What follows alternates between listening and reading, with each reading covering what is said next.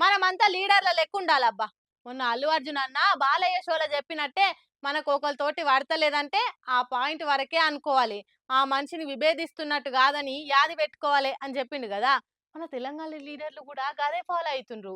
ఎట్లనంటారా, తెల్లార్లేస్తే రాజకీయాల పరంగా తిట్టుకుంటారేమో గాని ఇంట్లో ఫంక్షన్లు అప్పుడు అసెంబ్లీ మీటింగ్లలో ఎదురెదురు పడ్డప్పుడు తెలంగాణ లీడర్ల కలుపుగోలుతనం చూస్తే అందరికీ ఆదర్శం అనిపిస్తది. మాజీ మంత్రి మల్లారెడ్డి సార్నే చూడుర్రి, అప్పట్లో సీఎం రేవంత్ సార్ కు తొడగొట్టి సవాలిస్తుండు. అటెన్క తొడలు దగ్గరకు అనుకొని సీఎం సార్ ను కలిసి మన్వరాల పెళ్లికి పత్రిక ఇచ్చొచ్చిండు. పెళ్లికి పోయిన సీఎం సార్ తోటి మన్వరాలతోని కాలు మొక్కిచ్చి దీవెనార్తలు ఇప్పించిండు.